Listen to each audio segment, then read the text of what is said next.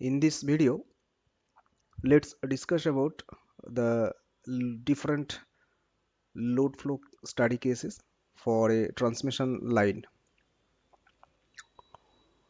I have drawn a very simple network comprising of a grid and only one transmission line here, and there are two buses, both are 400 kV bus.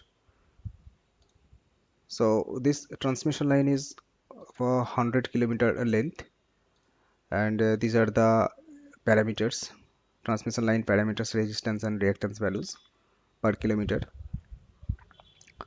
So let's move to the load flow case study here. Let's run this. Okay, as you can see here, for this case one, for this 100 km transmission line length, for this grid, so whatever grid input parameters I have provided here, 40 kiloampere is the short circuit current and X by R ratio is 14, and this is the transmission line. So what we can see from this load flow case study, that 10.8 kilowatt power is flowing, active power means real power is flowing towards 400 kV bus, and the same 10.8 kilowatt power, real power, is flowing towards the transmission line, and reactive power 49.469 mvar megavar. So this much of reactive power is being supplied by this transmission line because of the susceptance of this transmission line, because of the capacitive impact, capacitive effect of this transmission line. 49.5 megawatt of reactive power is going back towards the grid, and here this is the transmission line loss, 10.8 kilowatt, and the same 49.469 mvar it is being supplied by this transmission line. Percentage voltage drop is 0.582%. And here at bus 59 400 kV bus, the bus voltage available is 100.6% at an angle minus 0.025 degree, and it is 100% voltage 100% and angle at 0 degree, and at the receiving end side it is voltage is in slightly increased to 100.6 percentage and angle is minus 0.025 degree. Why this voltage is why this voltage, receiving end voltage, is increased? Because of the capacitive effect of this transmission line. So that means here receiving end voltage is increased compared to this sending end voltage. Okay, so this is case 1. Now what we will do, we will split this transmission line. Now this transmission line is splitted into two components here, two line lengths, 50 kilometer and 50 kilometer transmission lines. I did not change anything about the transmission line parameters. As you can see, the resistance and reactance values are the same for these two cases. Only what I have done, I have splitted this 100 kilometer transmission line into two numbers, 50 kilometer length transmission lines, and we want to check what is the status of this load flow study. So case in this case 2, what we can see here, the real power is 13.5 kilowatt. 13.5 kilowatt is flowing. In the previous case it was 10.8 kilowatt. Now it is 13.5 kilowatt, and at the receiving end voltage, this voltage is same, 100.6 percentage. But here, as you can see, this for this 50 kilometer line length, this voltage drop is 0.436 percentage, and for this 50 kilometer line it is 0.146 percentage voltage drop. And here the real power loss is 12.1 kilowatt, and here it is only 1.35 kilowatt. And the reactive power supplied by these transmission lines are also different. Now coming to the case 3, what we have done here, it is 100 kilometer transmission line with the same resistance and reactance values, just like case 1, and two numbers 50 kilometer transmission lines are there, just like case 2. We have drawn one parallel network, parallel transmission line, and what we can see from this load flow study case scenario, here it is the total real power is flowing as 24.2 kilowatt, and reactive power is also changed.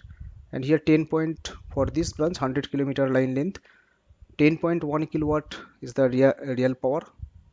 Previously it was 10.8 kilowatt, so there is slightly difference. And for this parallel circuit, the real power of 14.1 kilowatt is flowing. So previously it was 13.5 kilowatt, and now it is 14.1 kilowatt. And here as you can see, the line loss, it was 12.1 kilowatt, here it is 12.1 kilowatt, 1.35 kilowatt, 1.35 kilowatt, so there is no change. And the receiving end voltage is 100.6 percentage, that is remains same. Now now the question is, why my load flow or my network is behaving like this? What is the reason behind this? Whenever we are considering 100 kilometer of transmission line, this is the scenario.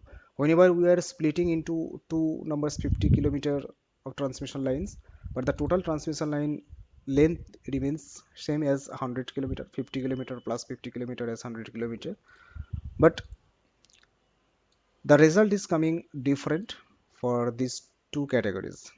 I have not really changed any other parameters, anything, this what you can see, this transmission line parameters remain same. Resistance and reactance values remain same. Line length also remains the same. But why in ETAP it is showing like this?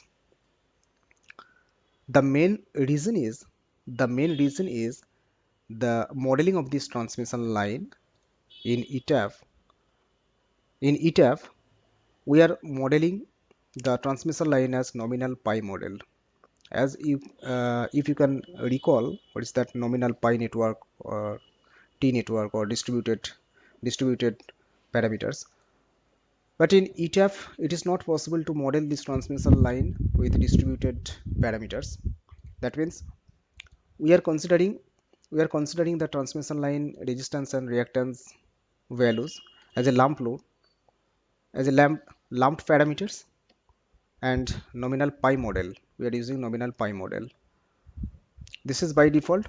This is how ETAP will model by default. There is no option to model this transmission line as a distributed parameters. It is possible in some other software like Dixel in Perfectory, but really in ETAP it is not possible. So whenever we are modeling these transmission lines, we are splitting these transmission lines as a 50 kilometer plus 50 kilometer line length. That means it is modeling this 50 kilometer transmission line as a nominal pi model, and this remaining 50 kilometer transmission line another nominal pi model. So that is why this difference is coming. The total real power is flowing 10.8 kilowatt here, and here it is 13.5 kilowatt, and the reactive power is also different, right? Now now we'll go for this case study. Whenever the same 100 kilometer transmission line, the same grid is there, just like case 1, what we have done for this case 1. Only thing is that we are adding another grid. At the receiving end. Means in this bus, right hand side bus, with the same grid parameters like short circuit 40 kiloampere and XY ratio of 14. So the same grid parameters we are using, and if we run this load flow study case, this is the result coming. Let's analyze this. This is the voltage, 100% voltage, 100% and 0 degree angle at this 400 kV side, and 0 kilowatt real power flowing towards the transmission line is 0. That means no real power is flowing. And here the total reactive power is 24.663 megawatt. But here in this case, in for this first case, what was seen, this 10.8 kilowatt power was flowing towards this transmission line. But now with the same parameters, there is no real power flowing towards the transmission line. But due to this capacitive effect, this much of reactive power is flowing towards the grid. And in this right hand side also the same thing, it is happening. There is no real power flowing towards this transmission line, and here that's why it is 0 kilowatt. This drop in this transmission line is 0 kilowatt, and percentage voltage drop is also 0%. In this side also the voltage magnitude is 100% and angle is 0 degree. So whenever we are modeling the transmission line for our system study using ETAP software, we need to be careful about this modeling limitations in ETAP. So this video is for that awareness only, and I think it is useful.